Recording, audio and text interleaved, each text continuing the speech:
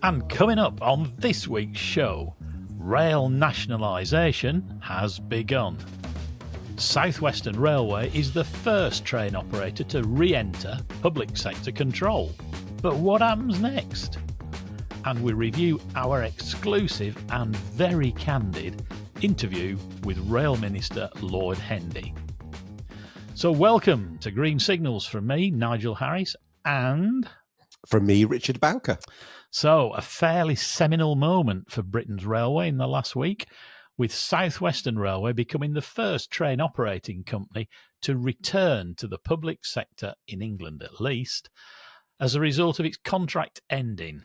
SWR is not the first to return to the public sector, of course, but the others, LNER, TPE, Northern and South Eastern, were acquired via the DfT's operator of last resort, thanks to their private sector owners defaulting. This is important because it's the first visible manifestation of the government implementing its manifesto promise of renationalisation for rail. And it is totemic because in 1996, South West Trains, as it was then, was the first franchise to move into the private sector when Stagecoach took over in February 1996. The circle of life on rail, if you like. Richard, you were on the press trip to Bournemouth Traincare Depot and heard from both Secretary of State for Transport Heidi Alexander and Rail Minister Peter Hendy. How did it go? As expected? Yeah, I think it was pretty much as expected. Heidi Alexander gave a speech. For the large part, I thought it was pretty good. We had the usual sort of tropes of broken railways and 30 years of hurt and all the rest of it, which we have to sort of endure these days. But you know, it was okay, and I thought it landed pretty well. One thing was really odd about the whole thing, though, and lots of people have commented on this, and I think we should too.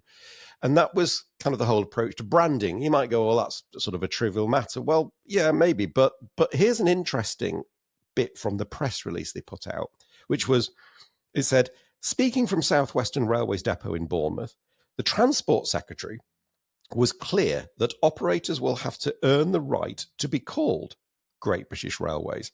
Starting with SWR, each operator will have to meet rigorous bespoke performance standards on things like punctuality, cancellation, and passenger experience, so we can rebuild a world-class public service. Now, I asked one of the comms team at the Department of Transport what this meant in practice, and they said, well, you know, it's the moment each train company comes back into public ownership, that's the kind of the key moment of leverage, he said, to get everybody to up their game. That's the kind of the moment we've got. I have to say, and he said this in front of the assembled press pack, and there was sort of universal kind of groaning a bit around the room, really. I think it shows a fundamental lack of understanding how train businesses work and what the current challenges are. The idea that it's just like a light switch, and you know, you to be allowed in, just up your game, and you can do that overnight, is rather, which is just naive, really. And I think also, he got asked, well, does that mean that some will have Great British Railways branding and some won't have Great British branding? And what happens if they start having Great British Railways branding and they don't perform? Do you take it off and all the rest of it? And in the end, he said, I've got to go now. So it was all a bit, kind of, yeah, it felt really ill thought through, and the kind of thing that, you know, a policy specialist might come up with, not actually somebody who's ever run anything. So that was a bit weird. But other than that, it was fairly standard stuff. It sounds like another midnight in the minibar idea, doesn't it? Yeah, I wish I'd thought of that line. It's quite good. Yeah, it did have that sort of... I've got an idea. We'll not let them in unless they're brilliant. Oh, God's sake. Yeah. So there's going to be more to come on branding. The stickers on the Class 701 unit, for stickers is what they are, felt and probably are temporary, probably peel off. And they even said coming soon. So there is obviously more to come on that, methinks. But why Bournemouth Depot, Richard? It's nothing downer on Bournemouth, but it just seems a peculiar choice somehow. Well, obviously the official I suppose, handover took place at Waterloo a couple of days later on the Sunday, which is, I suppose you could say, is a bit more logical. I think it was because one of the local MPs had sort of said, look, this would be a great place to do the press briefing, really, or the launch. And actually, it was quite good. You know, they had a load of school kids there who were clearly just like in awe at being able to go around a train depot. So that was really sweet, actually. And big shout out to all the staff at Bournemouth Traincare Depot. I mean, they put on a show. It wasn't glitzy, it wasn't contrite, it was just really professional. Everybody was smiling, everybody was super professional. And I was really impressed by just, you know, the whole demeanour that you could just tell. So well done to Bournemouth. In the end, it turned out to be a great place to do it. Jolly good. And of course, the real concern isn't branding, but as we've discussed time and again, it's not really ownership either, or which particular sector the railway in, public or private, but it's the structure.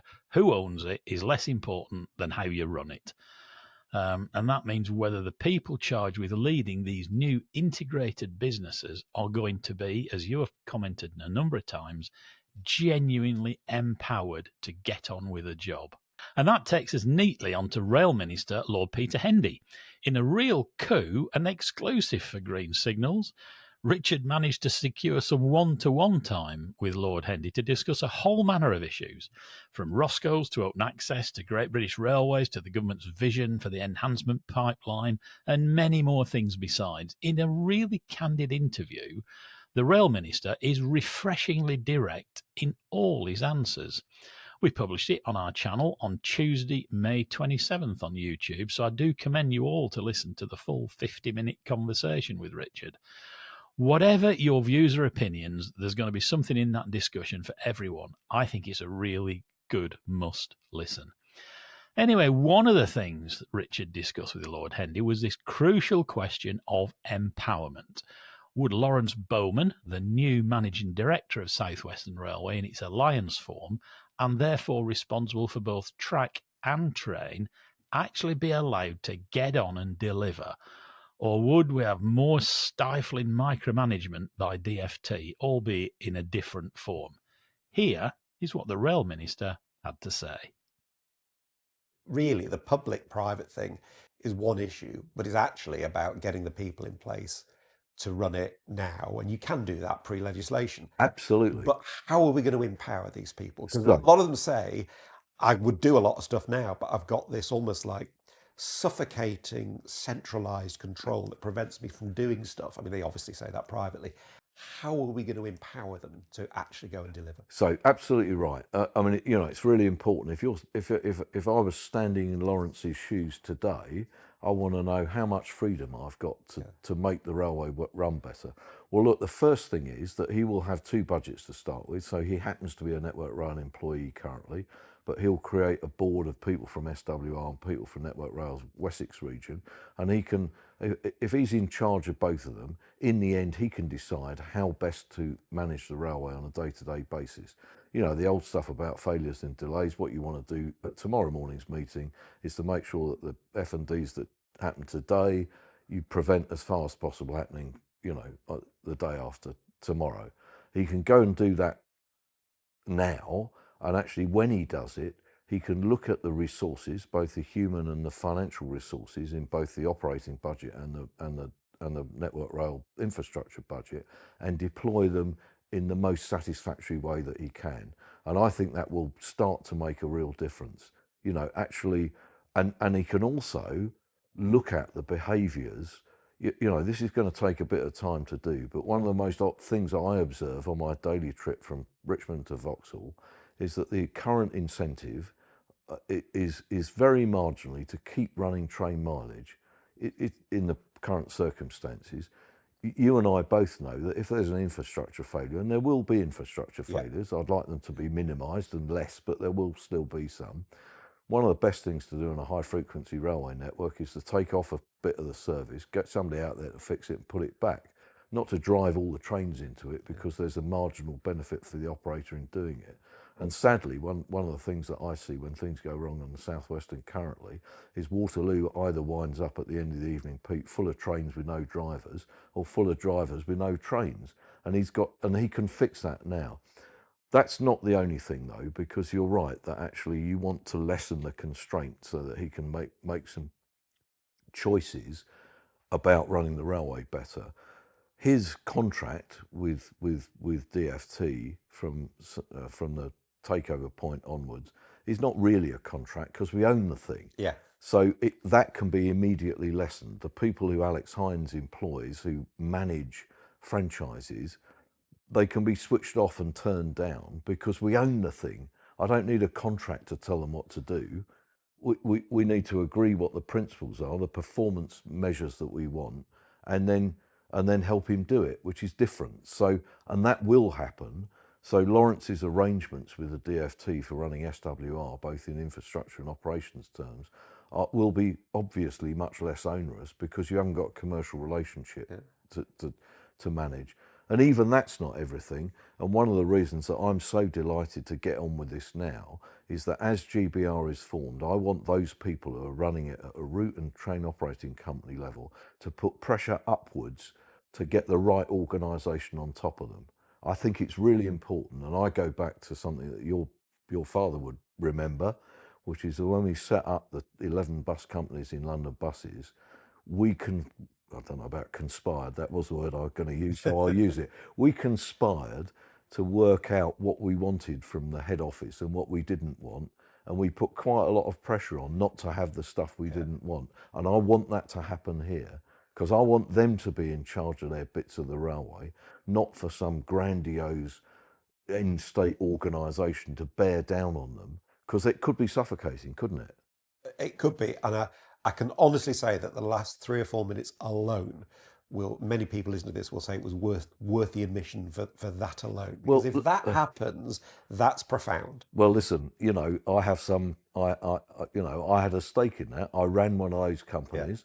Yeah. Your father actually chaired the meetings that we had of the 11 bus companies without head office people. They were very reluctant to let us have them, and it's a good thing they never knew some of the stuff we discussed. But what we were up to was trying to make the service better on the road. That's what we were trying to do, and what we wanted was help to do it, not constraints. Right. That was really good stuff, Richard, wasn't it? Good to hear Peter talking so powerfully, strongly, and with real sincerity.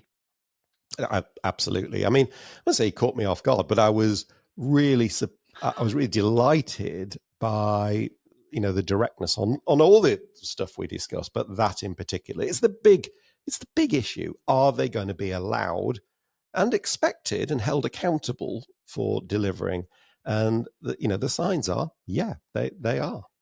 Taken aback by a politician blurting out common sense for once. There you go. Yes, something like that. Because you know the thing about common sense, don't you, Rich? It's not that common.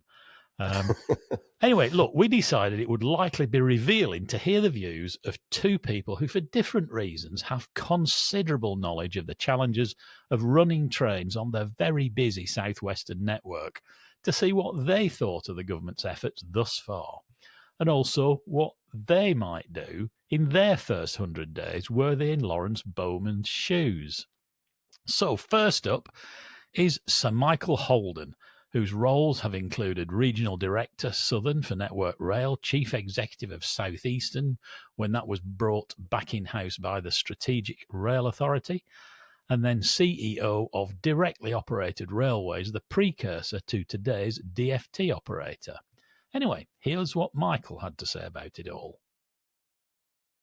Michael, welcome to Green Signals. I wonder if I can just ask, South Western Railway, it's back now in public ownership for the first time in almost 30 years, really, infrastructure and train operations. This is the government's model. Do you think they're broadly on the right track with this? Well, that's a big question for a couple of second answer, I guess. I probably wouldn't have chosen to do it this way if I was starting myself. I'm not a huge fan of vertical integration as such, and of course that's the linchpin behind what they're doing. So you can make a railway work any way you like. There's no sort of one model that stands out above all the rest.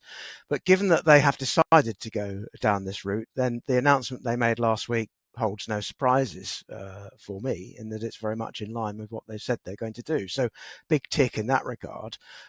Less of a big tick, I think, for the manner of it. I thought the rather trite press release with the Great British Railways coming soon tag, and when you have to earn your right to wear the badge. I thought it immediately leaves you thinking, well, what's going to happen if they don't then? No, I totally agree. That was the one thing I thought, oh, not sure that's been fully thought through. I've got to ask you though, because I know you're not a contrary person, but that line, I'm not a big fan of vertical integration.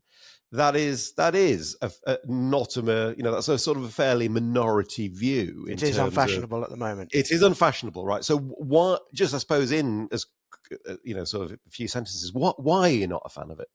Well, the Department for Transport only controls just over half of the UK rail network in terms of usage in practice. So there are a large number of users who they don't control. And so if you go for vertical integration, let's say you bring the South Western Railway and Network Rail together, for example, which is what they're just doing right now, you're going to end up with a series of other train operators on the route who are potentially disadvantaged by the way they're behaving, and that's effectively outside the tent rather than inside it. So it's not catastrophic, but it makes it harder to do it properly. Now, if you're the Elizabeth Line or your London Overground or your Merseyrail or Tyne-and-Wear Metro or even ScotRail and Transport for Wales, none of these people really fit inside this particular model, and that's before we get onto the thorny subject of rail freight and open access. So I think for all of these people, vertical integration is probably a bad thing. And if you go to from one end of the spectrum at C2C, which is a relatively straightforward railway that lends itself to this, to the other end of the spectrum, which is East Coast and West Coast, where you've got a plethora of operators on the route, and in each case the lead TOC is in a minority in terms of train miles, if not revenue. So it makes it very hard on those parts of the network. I'm not saying you can't do it. You can. I'm just not a huge fan of it, but that's the direction of travel. So we should do what we can to support it. That is okay. Well, I totally agree with that. I suppose the other question then is, Lawrence Bowman has been appointed managing director of South Western Railway. He's got, to the extent he's got the whole trade set, he's got both infrastructure and trains. What would you say his focus, his priority should be in the sort of classic first 100 days? If you were Lawrence, what would you do? Well, the first thing I want to do is get my arms around the business and embrace the people. So leadership would be my first watchword. Lead from the front, get out there, meet everybody, and put your imprint on the business and make it yours. So that's the first. Good leaders don't sit behind desks. They're out there morning, noon and night, and at weekends especially. So you've got to see what's actually happening. That would be my first thing. I think the second thing is all around train operations, frankly. There are two or three things that are critical on South Western just at the moment. The first is get the arterios into service. It's ridiculous. And if they could do that quickly now, look how much money it would save, because the leasing costs, whilst they're paying for two fleets, must be a small fortune. So the next thing I'm going to say is you need to sort out the train crewing diagrams, which have been parred from an efficiency perspective. And it means that when you get the disruption that Peter Hendy was talking about in his interview with you, and Waterloo gets full of either trains or drivers, this is because nowadays of the way that the train crew are being diagrammed. So I would want to spray a little bit of the money that you could save on leasing costs back into making the train crew less economically diagrammed, so they're diagrammed for efficiency. That would probably make the biggest difference to the way the South Western Railway runs today. But I think it will be good to work on performance as the top initiative. At the moment, time to 3 metric tends to start with an 8, and on a high performing railway it needs to start with a 9, and preferably one that says 95 or more. I'm afraid South Western is nowhere near that at the moment, as are most parts of the British railway network. So keep concentrating, because we then spoke to another old friend, Graham Eccles, well known to green signallers, indeed many, many people who work on the railway.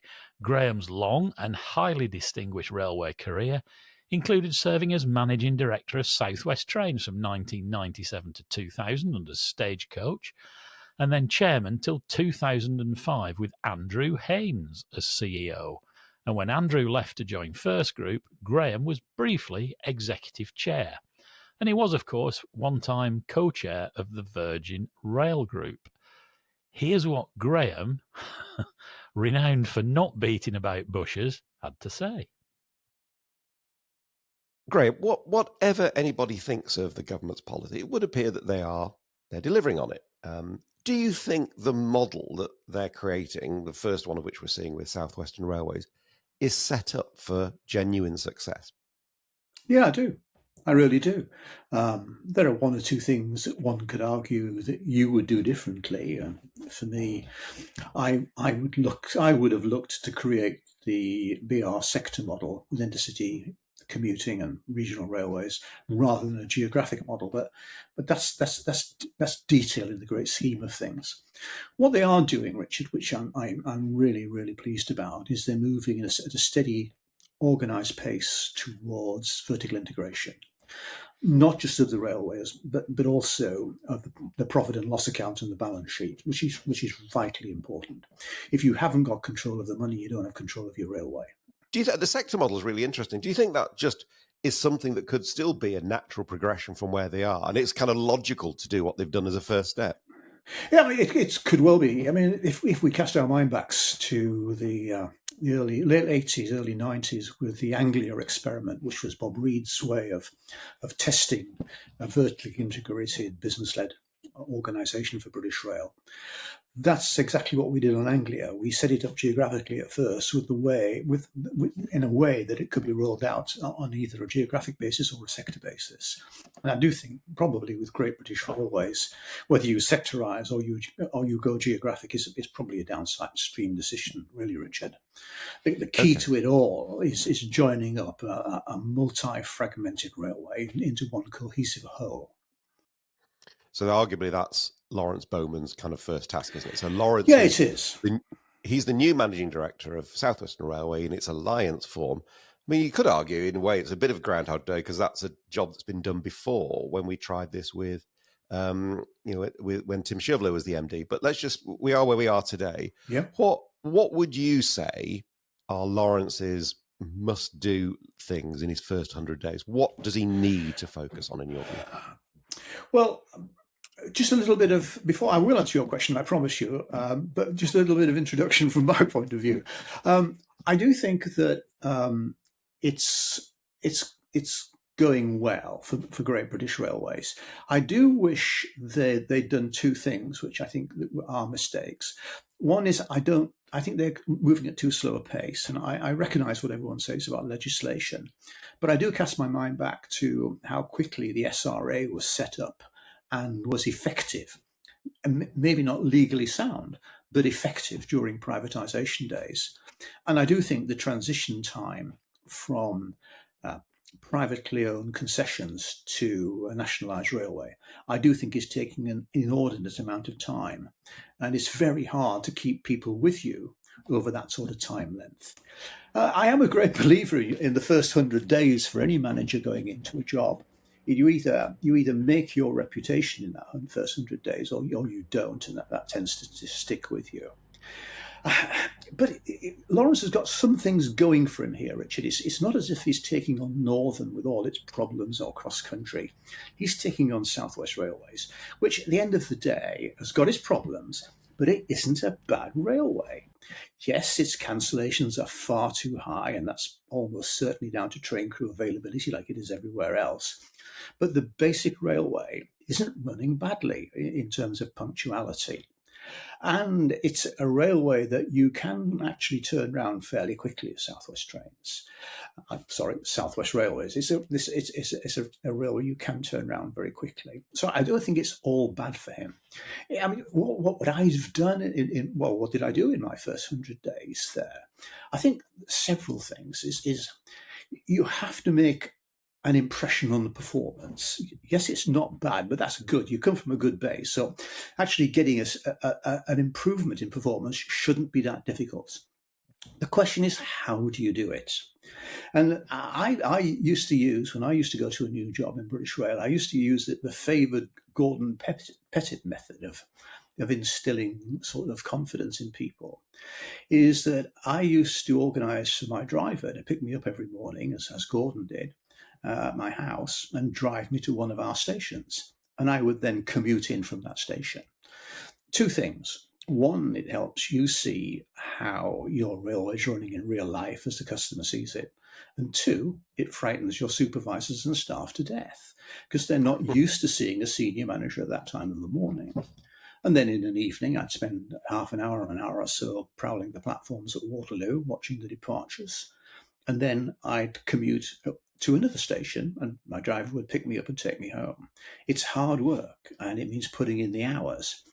But two things you do is you learn what your railway really is and how it performs from a customer's perspective rather than what your managers will tell you. But more importantly, it gives you the ability to meet your supervisors and your junior managers, who are the people who will make the difference in that first 100 days in you improving performance. It gives them a chance to meet you, to either buy into you or reject you as a fake. But if you're honest and you're a good railwayman, you can convince people that you have the ability to turn this railway around. And I'm not a great believer in this thing about, the morale has never been worse. When it comes down to it, the morale of the staff who work for the railway comes from their supervisors and their junior managers. Those are the people you need to get on side, and that's what I do. I think as well for Southwest Railways, it is a bit of a mirror, and everybody will be interested in the first nationalised railway and how it performs, including politicians. And I'd probably, in the first 3 months, as Peter Hendy said in your interview with him yesterday, he made a very good point, is that I would get out to see all my MPs, and I would look for doing small things that I could to improve the railway, so that they can actually claim there's been a win for them from railway nationalisation. Well, it's always great to hear those two, isn't it? The voices of experience. Yeah, and isn't it interesting how they had different views about things, but one thing united them. I mean, the different views, obviously, Graham has long since been an advocate for vertical integration. And so for him, this is very much a stepping stone, big stepping stone along that route.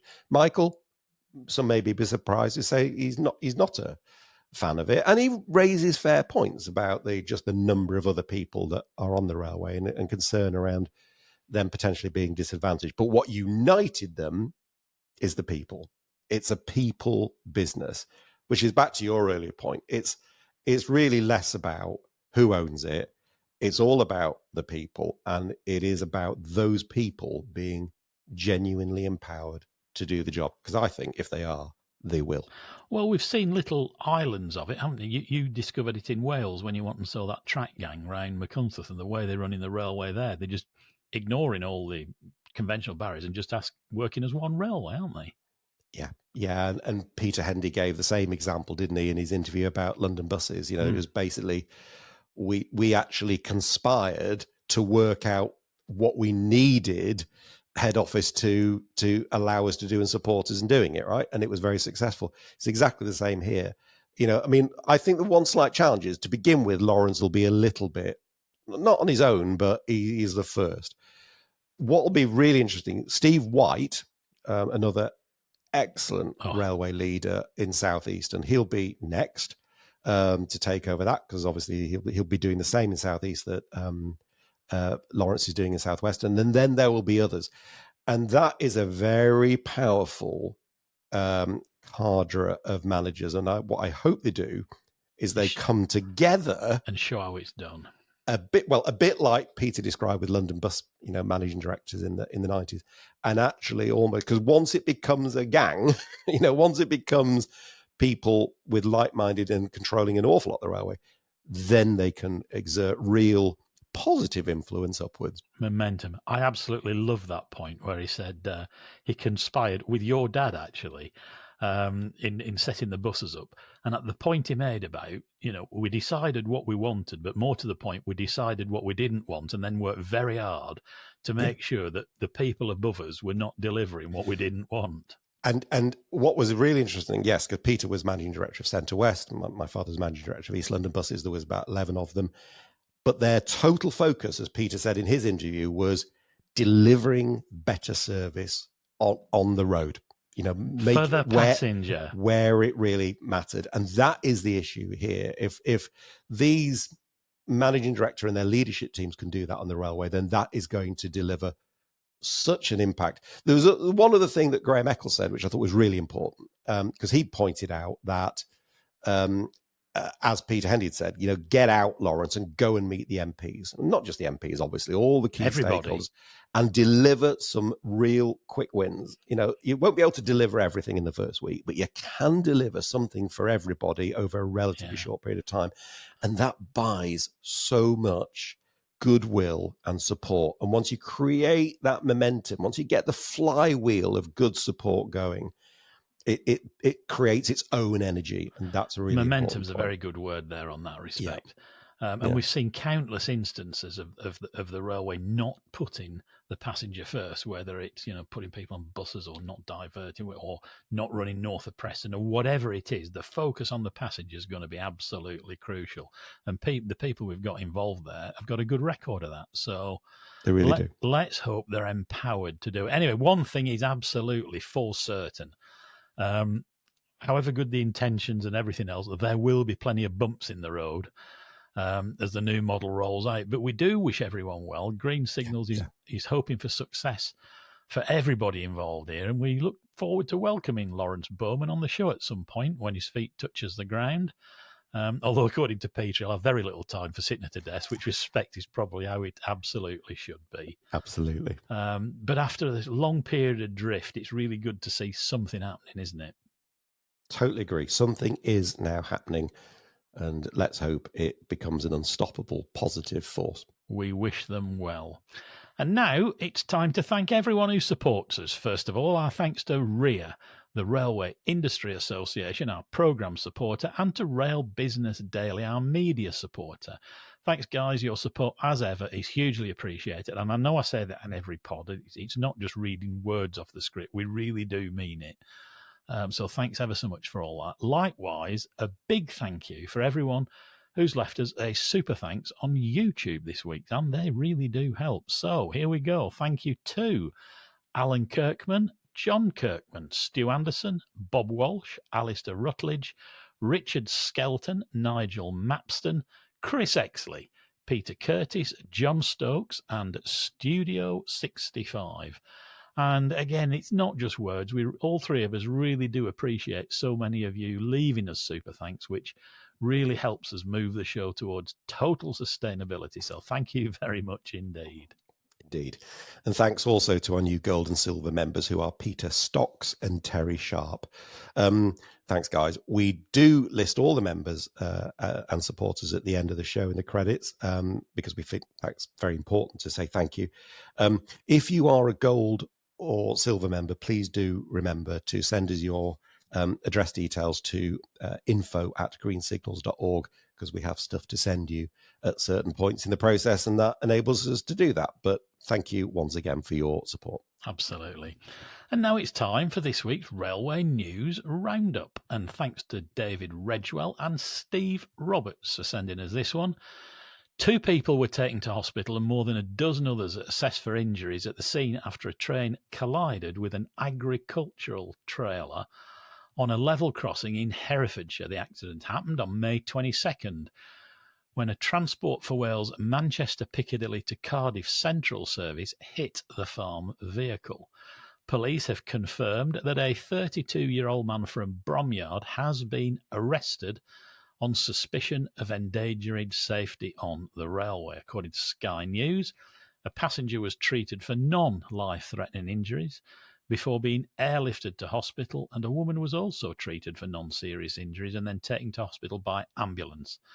The Rail Accident Investigation Branch and British Transport Police are both investigating. Indeed. Thanks to Anthony Thomas and Jonathan Dart for sending us this one.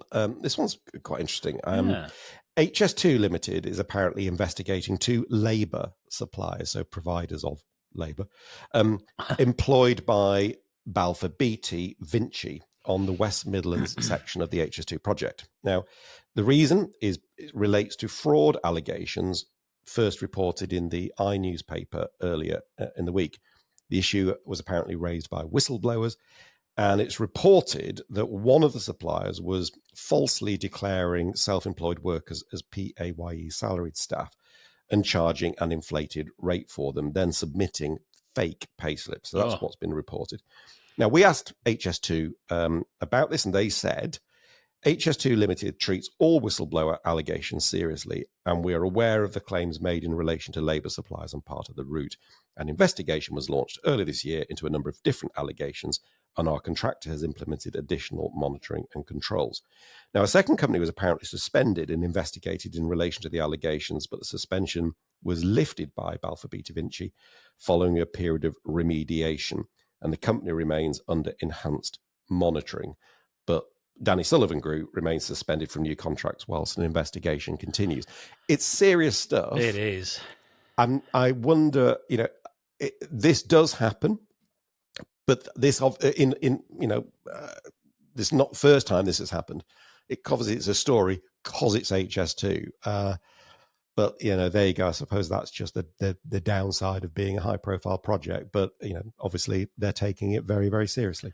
I suppose it shows the system works, that something's been flushed out that needs looking at. That's a good thing, but it's not the kind of story that HS2 needs for certain, is it?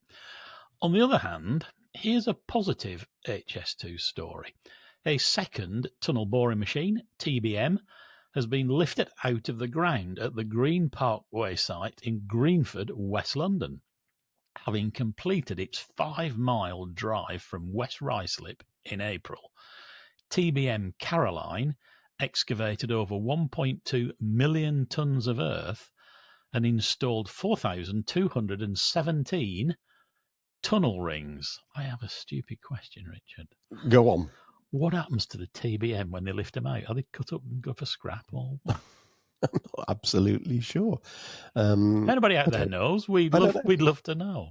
I'll tell you what, though, they are unbelievable bits of kit, and obviously, Stef managed to get down on one on our sister channel, which is called Wow. I didn't know that, where we looked at the history of tunnelling, and we actually got to go on a TBM and film it whilst it was mining and putting the tunnel rings in. Wow, it's extraordinary. So, there you go. Wow, it is wow. So have a look at that one.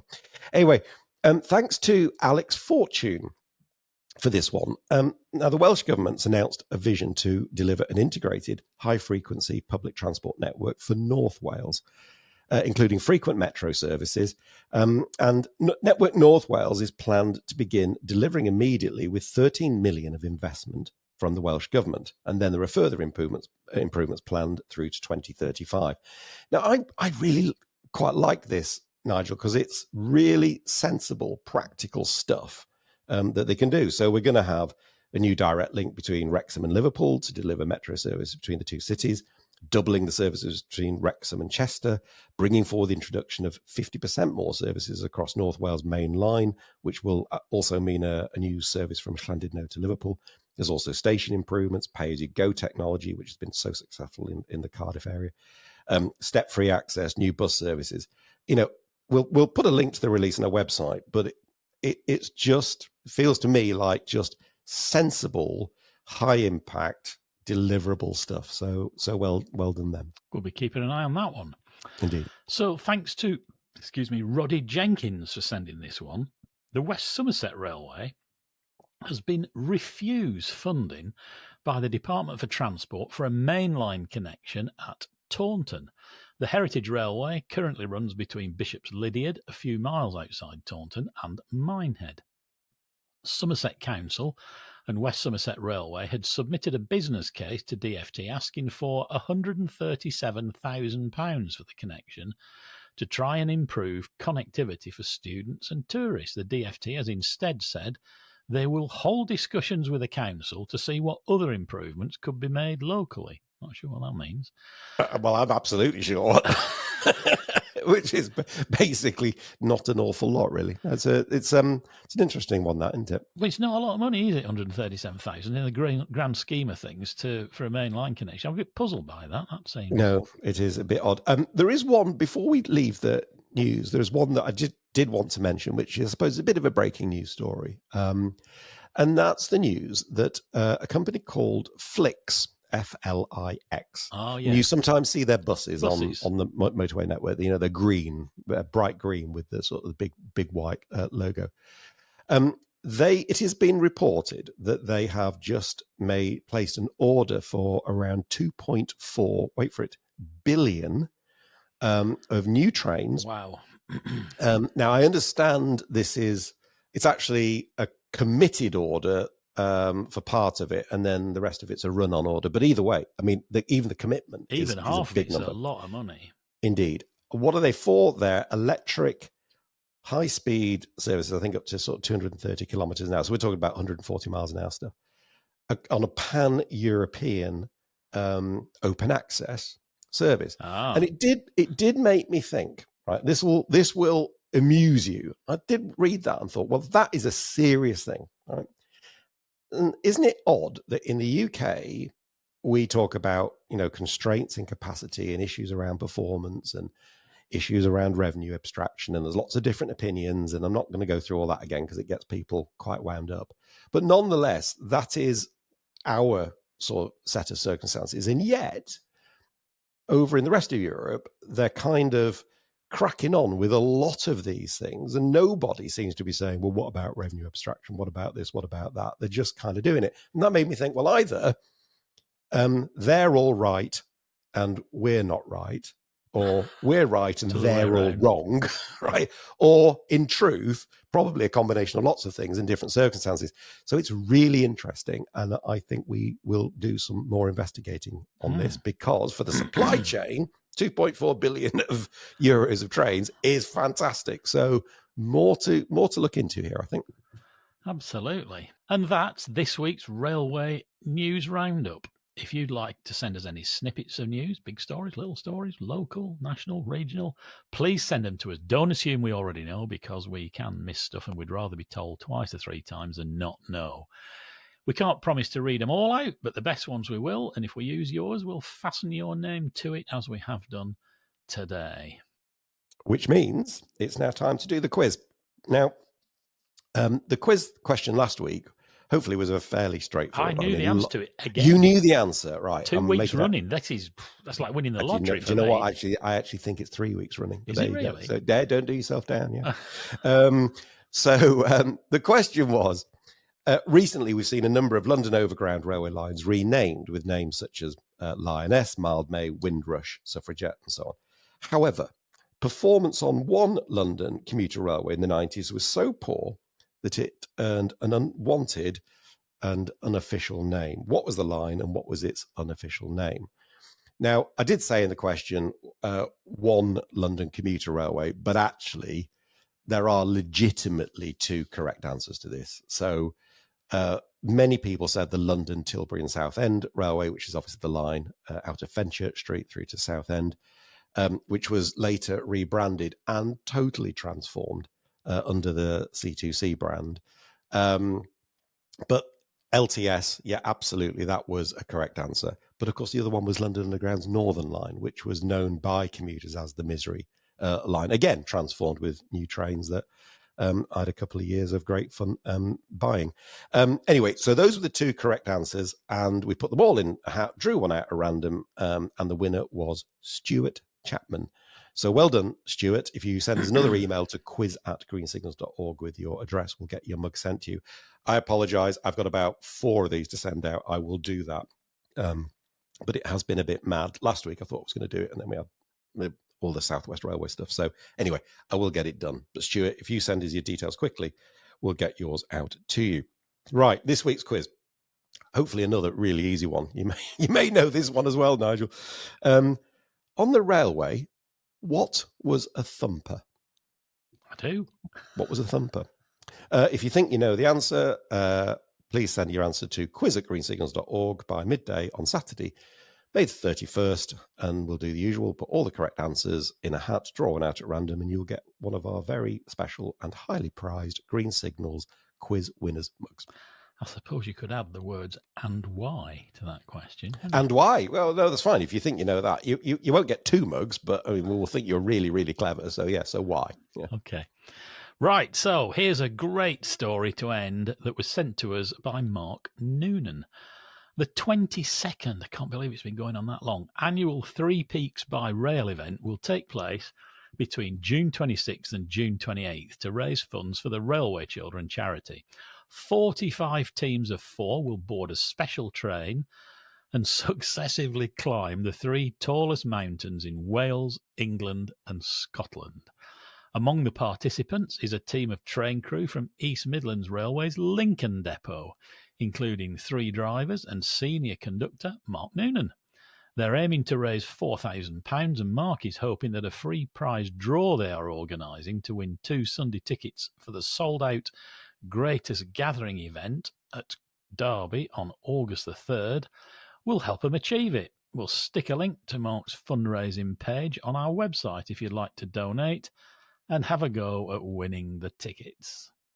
It's lovely, isn't it? I mean, there's so many people do charity fundraising on that event. I mean, Mark had the he sent us a link, which is why we've mentioned it. But it's a brilliant event. I bet it's a bit sweaty at the end. Well, I was just going to say, when you stopped speaking, I have seen pictures taken on the train between the various peaks, and it is just this mass of bodies laid on the floor and draped over the seats. And I remember having a look at that and thinking, that's a picture you can smell.